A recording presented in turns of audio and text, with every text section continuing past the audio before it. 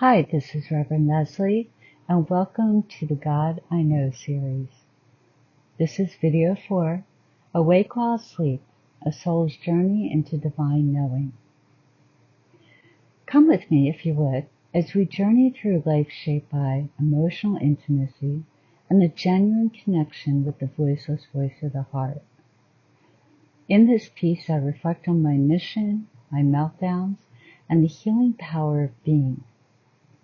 It's not a memoir, rather a mirror, right? And it's one that holds space to remind you of the truth your soul has always known, that it's your heart that holds the key to unlock your true self, safe to express love and forgiveness. Now, before we jump into the piece, I'd like to tell you a little backstory. Until 2020, the way I had moved through the world was a mystery to most, including me.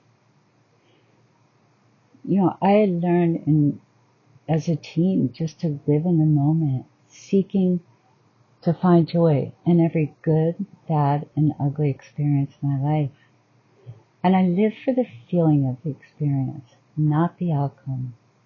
So with each experience, I looked for the lessons and I found the gifts.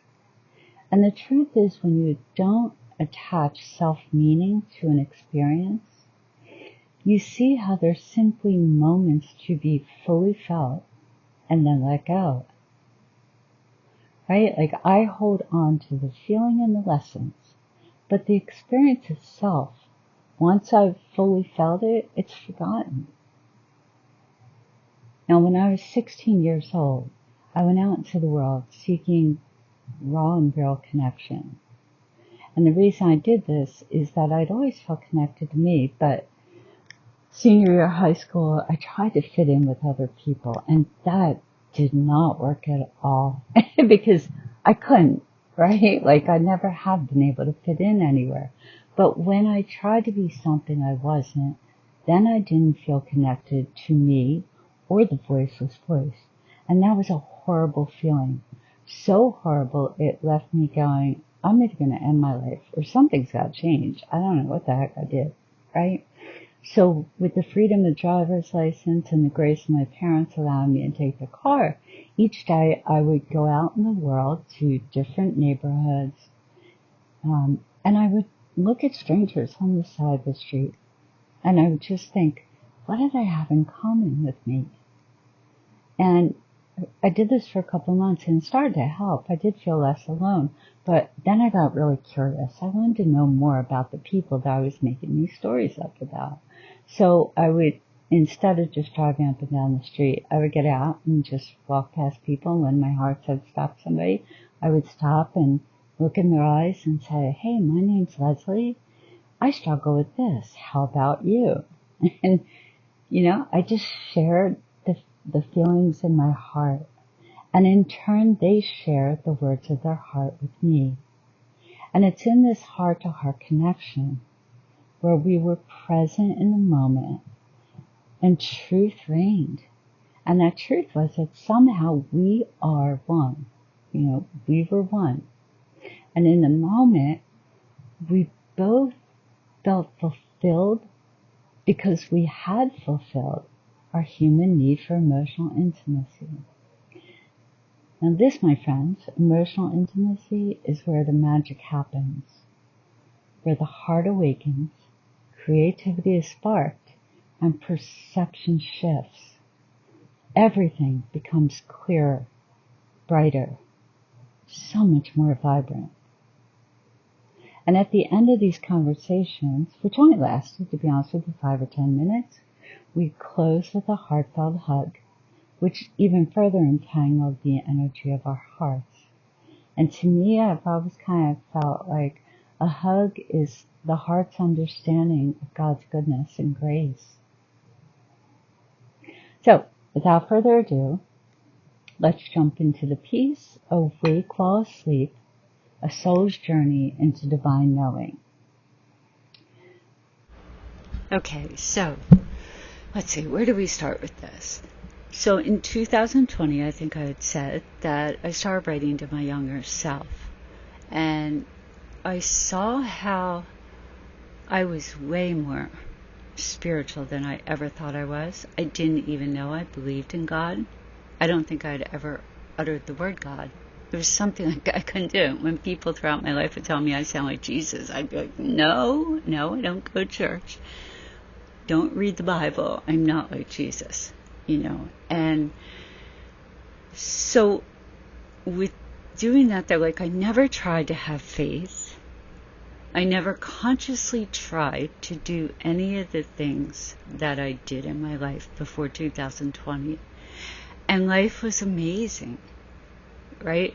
So when I say that I was asleep to the fact that I was awake, I didn't really even know what awake meant. And so, maybe we'll start there. My definition of awake really is just what I've seen from 60 plus years experience is that when you open your heart, and what I mean by that is when you take the armor off and don't worry about getting hurt, and you just engage with every person, every life experience, and feel whatever it is you're feeling. Like really learning to ace your pain. And when you ace your pain, your heart stays open. And what I saw throughout my life is that when your heart stays open, you don't take experiences personally. And so what do I mean by that? So my abuse, sexual abuse, started at the age of 2. And I never had to forgive my father because I wasn't angry. I kind of knew it meant nothing about my worth, and it was his pain, right? And then even in kindergarten, 1st grade, 2nd grade, 3rd grade, when I told teachers about it, and they either gave me like just silence. I was bullied, when the teacher said, well, you stop telling stories, so I'm going to tell your mom you're not wearing glasses. They tried to control, and they tried to flip it that I was doing something wrong, right? I knew I wasn't doing anything wrong. And so when I didn't take the experience to mean anything about my worth, I was able to just look and go, wow, I wonder what happened to them. Why are they hurting so bad that they can't even help a little kid, right? And my mind didn't really try to do that, but when your heart is open and you are willing to engage with the good, the bad, the ugly, and the downright really ugly of life, then we allow our heart to just be the divine that it is intended to be, right? And I know that may sound fairy tale, but it's not. Trust me, I lived my whole life that way. I saw, looking back, everything I did was strategic to be emotionally selfish, right? And what I mean by that is that I need to take care of my feelings first. And so my whole life, I've sat for a couple hours every morning just dealing with the darkness or the fear, the uncertainty, all that. I just sit. Does it feel good? Hell no. But when it passes, when I've acknowledged it, the energy of that darkness moves right through the open heart, and it's gone till the next bout, right? And this isn't a one and done practice. It's like I do it every day. But I will let you, a secret. I told you before how that connection, the emotional intimacy I had with people. Well, since I left work, and I have not been hugging or connecting with people throughout the day, not only is the dark, my pain, my fear, uncertainty, it's getting harder to shift to light, but my body is falling apart. So, that emotional intimacy, I think, is really the key. It's emotional intimacy with yourself, emotional intimacy with families, and emotional intimacy with strangers. And through that, you have emotional intimacy with our Creator. And emotional intimacy, to me, is just speaking the words of your heart. I don't speak the words of my mind all the time. My thoughts, I usually, probably 90% of the time, I silence them. Because I know my thoughts come from my mind. And my mind's not pure. My heart is pure. So I always speak the words of my heart. But I silence often the words of my mind, right? So, and living life this way, by opening your heart, yes, there's a polarity, right? Which makes it really hard to explain. Because in the mornings, my life was not great. But when I went out in the world and I had moved that fear, that pain through, life was great. And I tapped into this state of flow. So, and here's another thing I want to clarify. When I say my life was amazing, it was great, I'm not talking financially. I'm not talking yachts, big houses, cars. I am saying it was great. I was fulfilled. Okay? It meant like, I was glad to be alive every day, even through abuse and trauma. You know, it was the connection I had with strangers on the street. I felt one with the world. And that is being awake. Awake is a God consciousness, a unity consciousness, where you feel one with others, even those that aren't part of your life. And the way we feel one with others is to connect the energy of our heart. Now, there's a science behind everything I'm saying, but the science wasn't out in 1964 when I started placing my hand on my heart, breathing ground to crown, imagining a safe place, right? And I was doing affirmations, breathing, all that stuff before anyone even knew about it. Nobody taught me. It was the voiceless voice of my heart. It was my heart that said, hey, try this, right?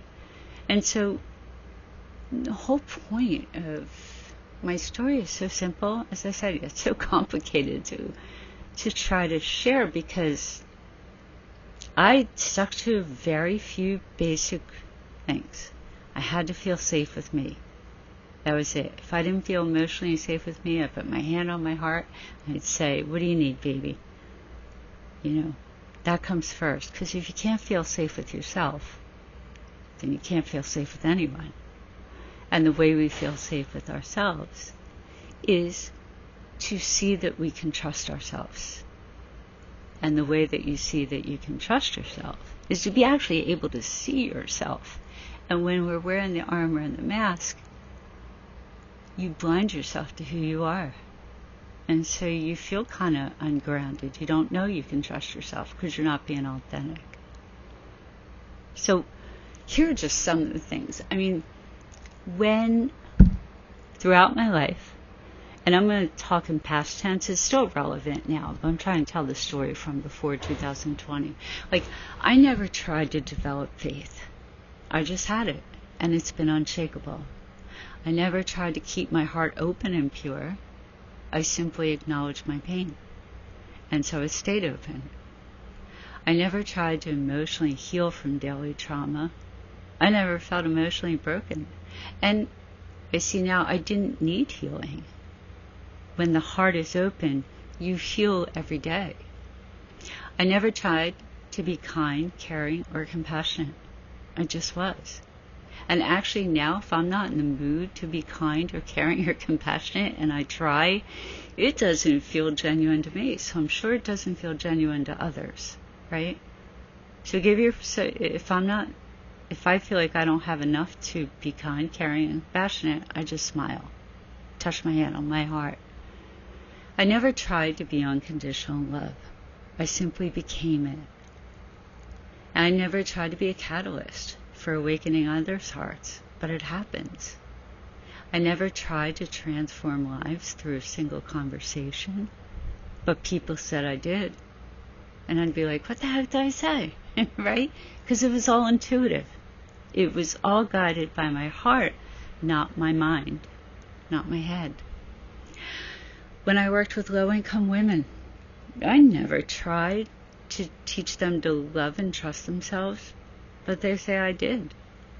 I never tried to improve their life outcomes by 30%, but research shows it happened. I never intended to co-create a life with the divine, but it seems we've always been partners in divine. We'll play on partners in crime. It's the moral of the story that I'm here to share, is that in order to be awake and live in God consciousness, we don't have to try. That's who we are. But we must be willing to walk through life with an open, unarmored, unprotected heart. Because that's where everything spiritual, everything that's bigger than us, comes from the energy of the heart. Communication, intuition with our higher selves. When mediums tap into it, it's coming in because the heart is open. And then your heart communicates with the third eye, which is pineal gland. I won't get into that now, but trust me, there's science behind what I'm saying. And I don't know, faith for me, let's see, I developed an unshakable faith, and to live in the alignment with the purity of my heart without even knowing I believed in God. I didn't know what I had faith in. I had faith in that voiceless voice in my heart. And when I say a voiceless voice, it didn't have a voice. I could just sense something very subtle inside me. I'll use a really easy thing. Like if I'm walking down the street, I'd get a sense from my heart that says, go left. And I'd be like, okay, I'll go. But that takes a lot of courage and belief in self to follow something that at the time I never knew what it was, and I never asked it what it was. Now I've learned to ask it questions and I can hear back, but before 2020, I didn't know what it was. That's why it was so hard to explain what I did, right? Because it was coming from something bigger than my mind, is the whole point. And to see and know God, you must be willing to see and know yourself. Again, to sit in the vulnerability of your open heart. And that's really like standing naked in front of your higher power. We all have flaws. I am imperfect. But I'm perfectly imperfect, just like you. I talk about my mind. When it comes to faith, my mind neither confirms or denies the existence of God. I experience God's presence when I listen and follow the voiceless voice of my heart. And I was talking to my son the other day, and we were saying something. I said, the mind can believe in God, but only the heart can have faith. So if I try to convince myself to believe in something, I really don't believe in it. Faith means I know, even though there is no evidence, no proof that my knowing is right, I know. That's faith. Okay? So, and faith doesn't require the knowing of religion or the Bible. Actually, to be honest with you, any type of knowledge will screw up your knowing. Because it's knowing, you can't prove knowing. And so if you have knowledge is going to try to tell you that you need to have evidence of your knowing. And I'm telling you right here and now, like, there are things I do, I have no clue why I'm doing them. Even during this mission, I'm like, I'll give you an example. Yesterday, as I said, my body's been not so good, and, signs of MS, and something inside me said, just sit, don't move your muscles. So I just laid all day. Didn't move. Now, as a nurse, I'm sitting here going, it's probably not a good idea. But I put my nurse hat away, and I brought out my knowing, my faith, and said, okay, the voice within said to do this. I'm doing it. Whatever's bigger than me can see what I can't see ahead of us, and so I trust it. So that's why, I don't know. Awakening, another really important thing from the experiences. I lived in the moment. An experience was just an experience. meant nothing about me. What it did mean is I took it as, what's the lesson I'm supposed to learn? How can I see a gift in this? How can this help me in the future? How can I share it with others to guide them? But I had no outcome. None. Never had a goal. Never had an outcome. When I started to set goals, when I left work to share this message, when I started to get into trouble. Because then I had this goal, like all my life, the vision I had. It's big. There's no way in hell one person can do it. It takes something way bigger than me. But I've got to keep it general. For a while, I started to get really specific, and that's where I got into trouble, because I had an outcome I wanted, so if I didn't meet the outcome, I was focusing on, shoot, how can I meet this outcome? Instead of saying, I'll just close my eyes. I know it's coming. Just let it be until it shows up. Right? So awakening is just all about allowing instead of trying to take control of it. And why we all try to take control of it is because we protect our hearts. And when we protect our hearts, our pain can't get out. God's love can't get out. Energy is stuck within our heart. Our heart can't communicate with the third eye. And so our mind is left to run the show. Right? When we can't see ourselves and we have pain, pain turns into fear. Fear elicits a need to control. A need to control, you use your mind, not your heart. The heart doesn't have a need to control at all. The heart says, let go. The mind says, no, no, no. Control. So, look, talked about a way, to be born again. Here's another thing with faith. Born again simply means to awaken to a new understanding of you. That's it. Jesus he served as an example of how we can lift the veil that serves as a bridge between the divine cosmos and the illusion man created. When you look back, when mental health came about, it was at a time where we were burning witches at the stake. So we didn't understand spirituality.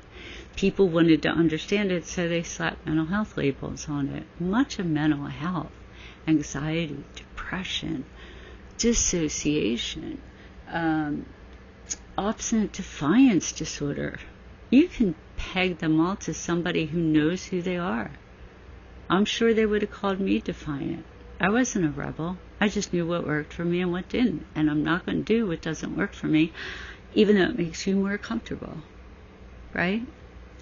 So people who open their hearts and listen to that inner voice over the logic in their head and over societal norms, society sees as troublemakers, disruptors. That's me, yes. I'm not trying to disrupt. I'm just staying with my truth, and truth makes people really uncomfortable when they're hiding their own. And I think I'll leave it right there. But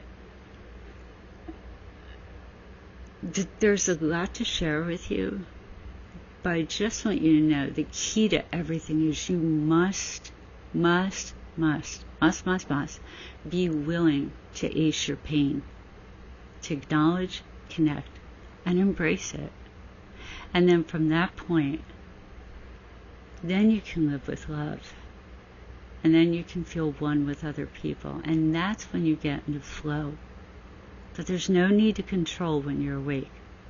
You trust that you do what you can. But you know that I don't have control over my life total. Hell no. I do what I can. And I leave the rest up to what's bigger than us. And that's the point we have to get to with awakening. All right? When the heart is open, I've seen this in people. When we expect the best out of people, they generally give us the best. And when we expect the best out of ourselves, and I don't mean best success, I mean our humanness, right? an open heart. I am the most conscientious person. No one ever taught me to do that. It's just with my heart open. It's pure. It's that of divine love. And so,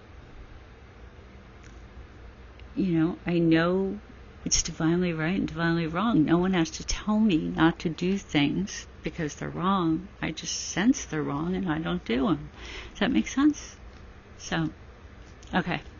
Well, and just so you know, I have so much to say. This one was really hard, and I just said, all right, Spirit, you tell me. I'm giving you control. You say the words. So, listen to this a couple times, and most of the stuff I'm talking about, I'm going to be honest with you. You may have to listen a few times. Listen, wait a few weeks, listen again.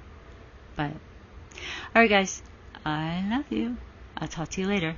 Bye-bye.